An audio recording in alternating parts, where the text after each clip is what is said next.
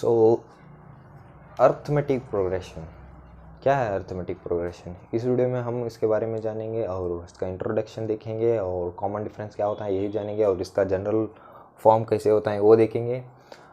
और बस चलिए देखते हैं। तो एपी क्या है? Arithmetic progression. अभी हम जनरल लाइफ सिचुएशन से इसको समझने की कोशिश करेंगे थोड़ा। चलिए कंसिडर करते हैं एक सिचुएशन जहाँ एक लड़का है जिसका नाम राजू है। उसके घर में सिर्फ 2 रुपये देते हैं डेली उसको खाने के लिए, और वो क्या करता है, वो जमाता है अपने पॉकेट मनी में ऐड करता है ये 2, और डेली जब 2 मिलते हैं तो ये फर्स्ट डे हो गया, और ऐसे ही सेकेंड डे और third day, fourth and fifth and sixth and continue. तो फर्स्ट डे इसको 2 रुपीज़ मिले, और तो सेकेंड डे इसको 2 रुपीज़ ही मिले, पर इसके पास जो पिछले दिन के 2 रुपए थे तो उसको मिला के 4 रुपये है इसके पास। अभी इसकी पॉकेट मनी इसके पास 4 रुपये है इसके पास सेविंग्स में। अभी फिर से उसको 2 मिलेंगे नेक्स्ट डे तो हो जाएगा 6, क्योंकि 4 पिछले दिन थे। नेक्स्ट दिन उसके पास हो जाएंगे 6, अभी उसके नेक्स्ट दिन हो जाएंगे 8। ऐसे ही ये 2 2 2 2 करके बढ़ता जाएगा।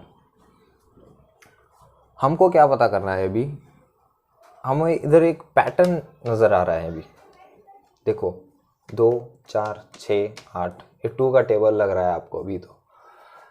और इससे और भी एक चीज़ होती है इसमें कि और इसके बीच में डिफरेंस होता है, डिफरेंस है 2। इसमें से इससे 2 ऐड किए तो 4 आता है। अभी 4 में 2 ऐड किए तो 6 आता है। जो ये टर्म रिपीटेडली हम ऐड कर रहे हैं, इस टर्म को हम कहेंगे कॉमन डिफरेंस। यही होता है कॉमन डिफरेंस। इसको हम डी से रिप्रेजेंट करते हैं,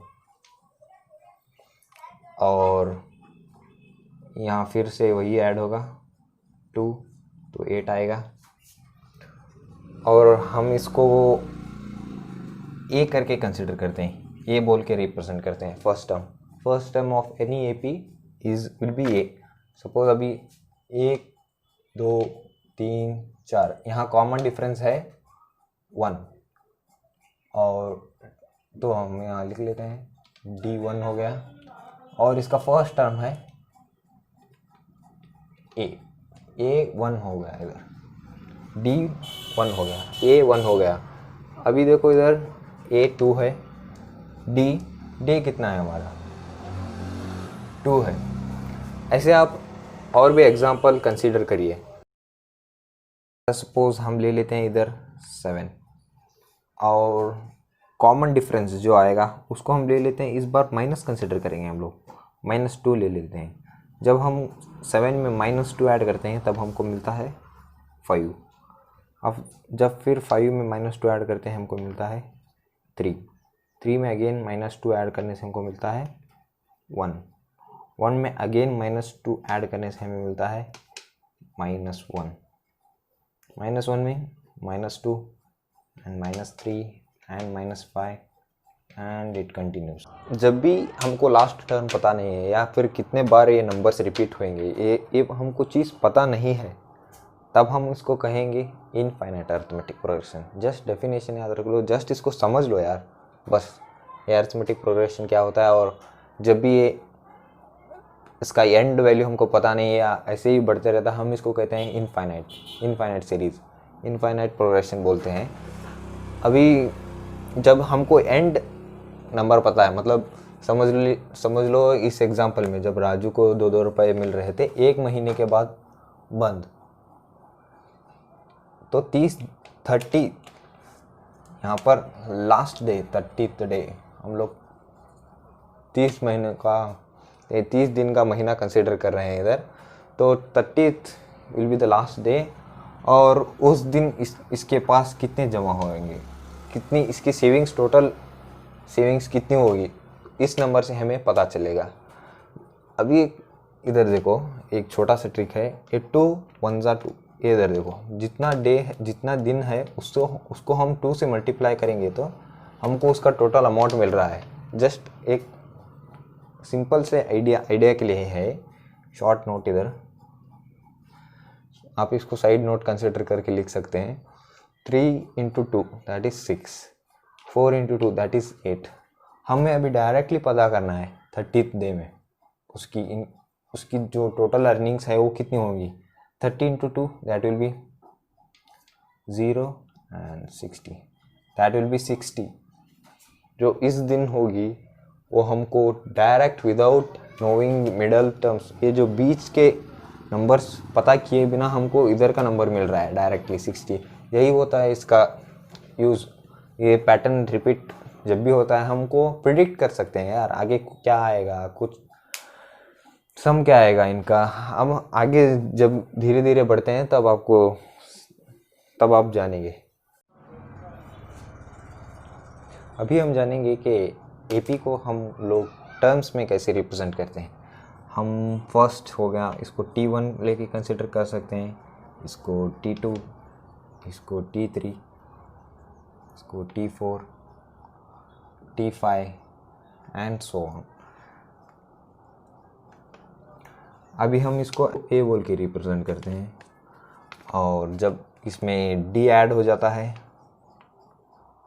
तो वो हो जाता है नेक्स्ट टर्म ए प्लस डी। नेक्स्ट टर्म है that is T2 A plus D है। अभी T3 हमको मिलेगा इधर ए प्लस डी, ए हो गया पिछला टर्म, और इसको हम फिर से डी ऐड करेंगे क्योंकि पिछली टर्म में हमको कांस्टेंट एक टर्म ऐड करना है जिसे हम डी कहते हैं, वही ऐड करने से हमको नेक्स्ट टर्म मिलेगा। अब ये हो जाएगा ए प्लस डी 2d। अभी ऐसे ही ए प्लस 2d, ये पिछला टर्म है, इसको पूरा इधर हम लोग लिखे हैं ऐसे ही, ये समझने के लिए लिखा गया है इधर ऊपर और नीचे भी। अब a प्लस 2d हो गया थर्ड टर्म, इसमें हम फिर से d ऐड करते हैं तो इधर 3d हो जाएगा, a प्लस 3d। ये हो गया इसका जनरल फॉर्म, इसको हम जनरल फॉर्म कहते हैं।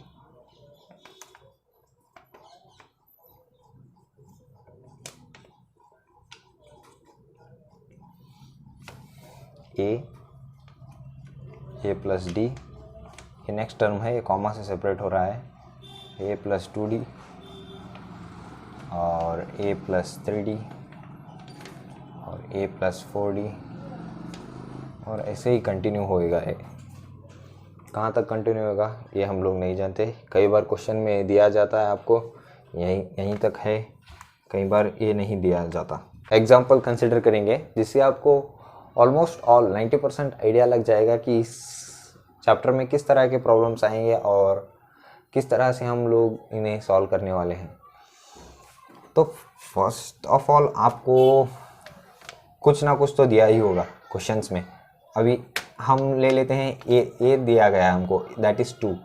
अभी हमको डी दिया गया है, दैट इज़ समथिंग यू से 3। अब 2 में 3 ऐड किए तो हमको मिलेगा 5, 5 में 3 ऐड किए तो हमको मिलेगा 8, 8 में 3 ऐड किए तो हमको मिलेगा 11।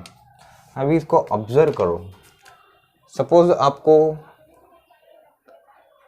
थर्ड टर्म दिया गया है, थर्ड टर्म, और फिफ्थ टर्म दिया गया है T3 आपको दिया गया है दैट इज़ 8, और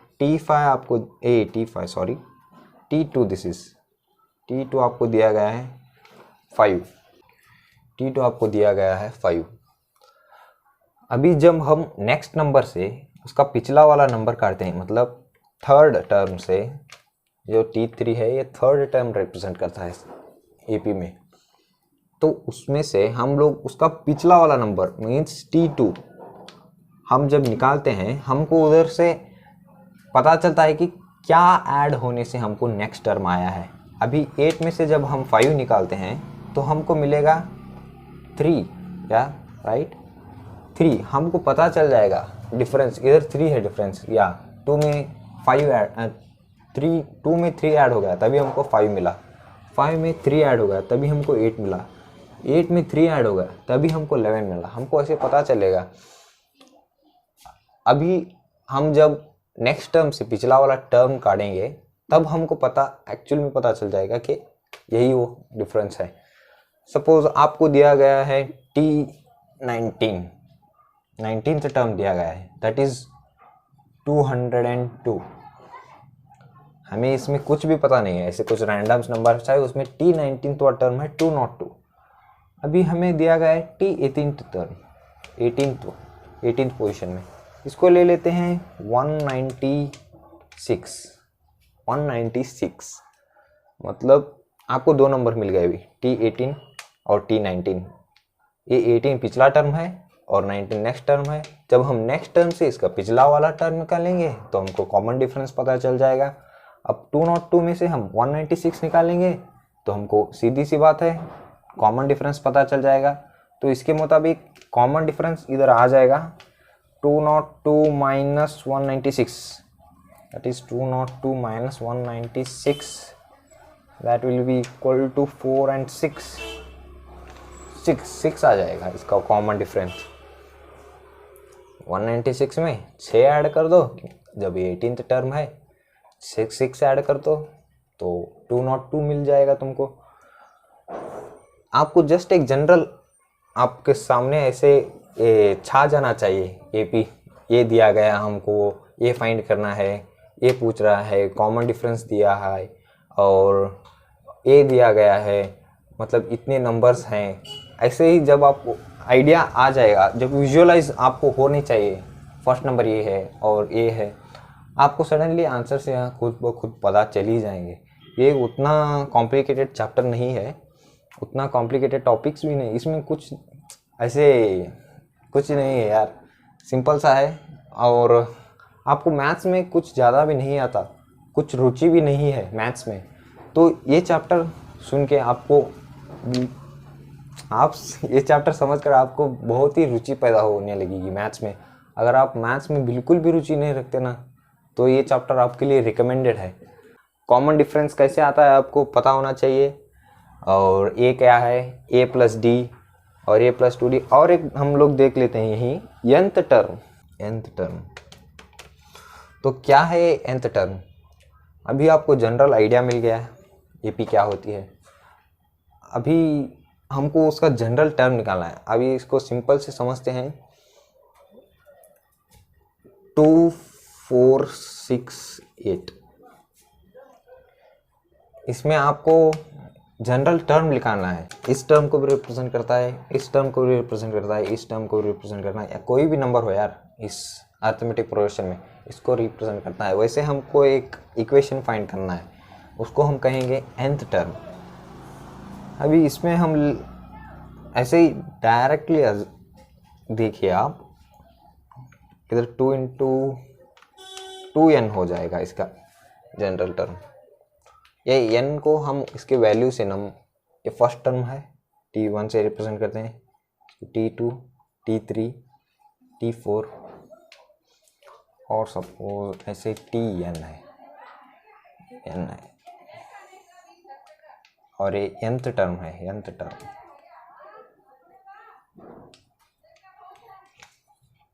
tn है, ये nth टर्म है। तो अभी 2n, n क्या हो गया इधर, ये वैल्यू हो गई, इसकी प्लेस वैल्यू हो गई, इसकी प्लेस वैल्यू क्या है 1 है, इसकी प्लेस वैल्यू क्या है 2 है, 3 है, 4 है, 5 6 and so on. And n, जब भी हम n की वैल्यू रखते हैं प्लेस वैल्यू फिल करते हैं। सपोज हमने प्लेस वैल्यू फिल की 3 2 6, हमको ये मिल गया टर्म। मतलब ये नंबर इसको भी रिप्रेजेंट कर रहा है, ये नंबर इसे भी रिप्रेजेंट करेगा जब n की वैल्यू 4 हो जाएगी, जब n की वैल्यू 5 हो जाएगी इसको भी 6 7 8 कितना भी ले लो यार, ये इसको रिप्रेजेंट करेगा ही करेगा।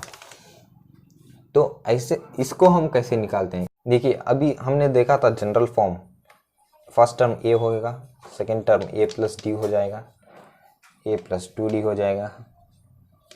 इस जनरल फॉर्म में भी एक पैटर्न रिपीट कर रहा है, आप कुछ गौर से देखिए। दैट इज यहाँ d एक बार आया है, यहाँ d 2 बार, यहाँ 3 बार, यहाँ 4 बार। ए तो कांस्टेंट है, हर एक टर्म में आ ही रहा है। तो हम लोग ये T1 हो गया, ये T2 हो गया, ये T3 हो गया, ये T4 हो गया और ये T5 हो गया। अभी आप लोग देखिए इधर, सपोज हम T3 को कंसिडर करते हैं, जहाँ 3 है वहाँ 2 Ds आ रहे हैं, D दो बार रिपीट कर रहा है। जहाँ 4 है इसकी वैल्यू 4th प्लेस में जब हम देखते हैं तो D 3 बार आ रहा है, जब 5th देखते हैं तो D 4 बार आ, मतलब यहाँ जितना नंबर है ना तो उससे एक कम टाइम्स में वो रिपीट हो रहा है value, that is D। Common difference उतनी बार रिपीट हो रहा है और A तो सभी जगह कॉमन है, मतलब इससे हम लोग कंसिडर करेंगे यहाँ n है, मान लीजिए यहाँ n है, मतलब ये इससे एक बार कम आया तो n से एक बार कम आएगा, Tnth टर्म। जो इधर टर्म आएगा उसको हम इधर लिख लेते हैं, जो इधर आया वो है Tn इक्वल टू ए, सभी जगह रिपीट कर रहा है तो ये प्लस ये n माइनस 1 इंटू डी। बहुत ही जनरल रूल है इसका, बहुत ही ज़्यादा इम्पोर्टेंस है, आप इसको समझिए, देखिए, दैट्स इट। तो मिलते हैं हमारे नेक्स्ट वीडियो में, हम लोग उधर एक्सरसाइज क्वेश्चन सॉल्व करेंगे।